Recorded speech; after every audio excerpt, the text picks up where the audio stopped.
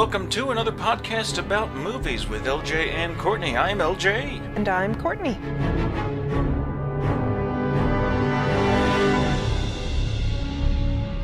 We begin this episode with LJ schools Neil Degrasse Tyson in fake science.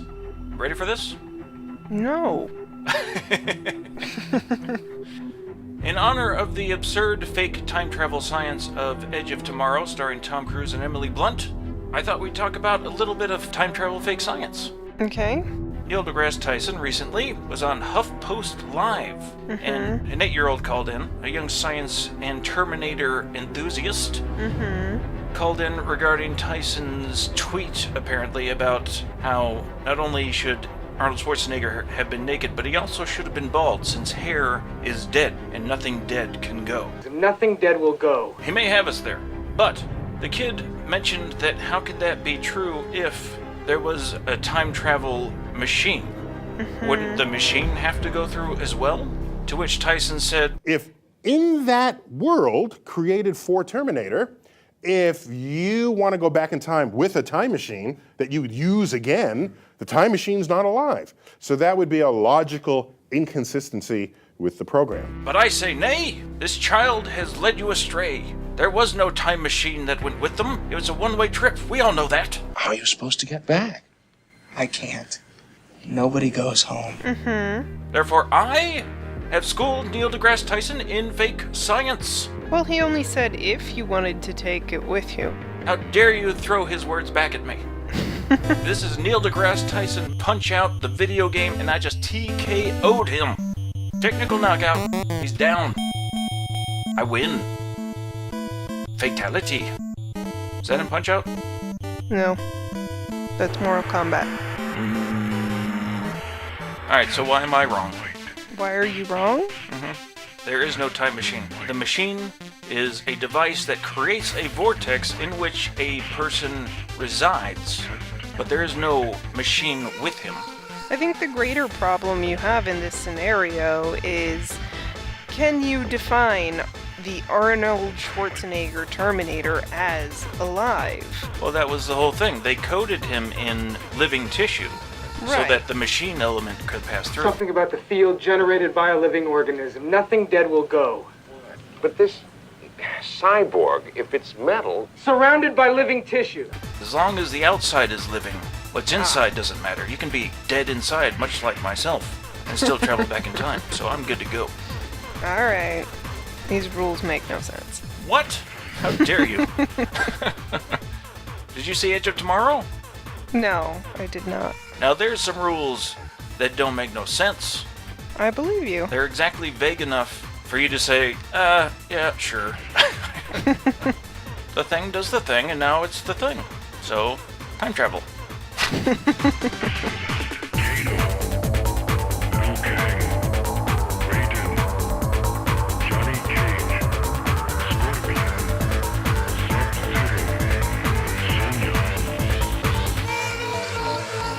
And now we pick the weekend winners and losers in our segment, Judgment Day.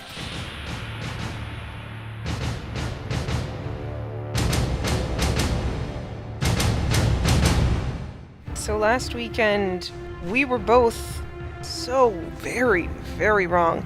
We both thought we'd have Edge of Tomorrow #1, Maleficent #2, and neither of us thought Fault in Our Stars would be in the top 3, but Fault in Our Stars took first place with 48 million. Now, Courtney, I feel betrayed because I was not told that the way they saved her in the end was that they made her a sparkly vampire.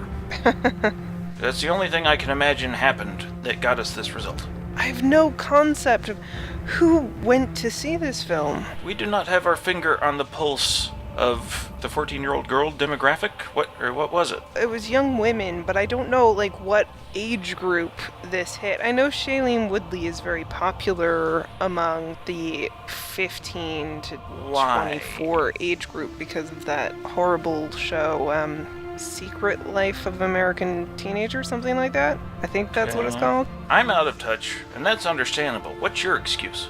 I need no excuse. I am clearly not the demographic. You know what your excuse is? Miserable. You're a miserable excuse. Okay, here we go. According to Fox, it was 82% female and 79% under the age of 25. So 79% of the people who went, if I'm reading that correctly, were women under the age of 25. I've been told they don't go to movies. Apparently, we've just not been making movies for them, because when there is one, 48 million for this. Well, they didn't go to Beautiful Creatures. Was that for them? It wasn't for me. I don't get it, but anyway, Maleficent took second place, and Edge of Tomorrow opened a disappointing third with only 29 million. That is, I guess, expected given the anti-advertising campaign. But you know what? It's fun. I do recommend this film, as it's bad sci-fi. But it's fun in all the ways that Groundhog Day was fun. Just substitute groundhogs with aliens Okay. that kill a lot. And Tom Cruise dies a bunch. And often it's quite funny. Okay. Well, I still want to see that. I also want to see one of the big releases of this weekend, How to Train Your Dragon 2. That is going to 4,100 screens, rated PG, stars the voice talents of Jay Baruchel and Jerry Butler. So the first one made 218 million, 44 of which was in its open weekend. It was sort of a sleeper hit. So I would suspect this will do quite well this weekend. We also have 22 Jump Street, making this rather a weekend of sequels. That's going to 3,000 screens. It is rated R and stars Jonah Hill and Channing Tatum. The first 21 Jump Street made 138 million domestic and 36 in its opening weekend. Okay, How to Train Your Dragon 2 shall be first. I'm gonna go out on that limb. 22 Jump Street shall be second. And, you know what'd be funny is if Fault in Our Stars was second. Or first. Can't be first. Well, both How to Train Your Dragon and 22 Jump Street have been very well received critically so far. 22 did? Mm-hmm. It has? Yep. Alright, yep. Fault in Our Stars shall be third. And I wish I could disagree with you, but I can't. I think Of course. you're spot on. I was right last week, wasn't I? No, not even remotely. Oh, I shouldn't have said that.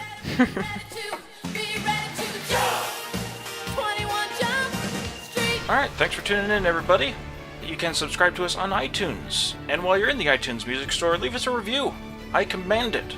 Also, we are the Zoom/Xbox Music Marketplace. If you don't mind, we'd love it for you to give us a like on Facebook. Our address is facebook.com/anotherpodcastaboutmovies. You can also follow us on Twitter. Our handle is @podaboutmovies. And to get all our latest blog posts, episodes, and whatnots, you can visit our website, anotherpodcastaboutmovies.com. And leave us an email at anotherpodcastaboutmovies@gmail.com. And also check out our YouTube's channel, Another Podcast About Movies. And with that, we look forward to talking at you next week. Bye. Bye.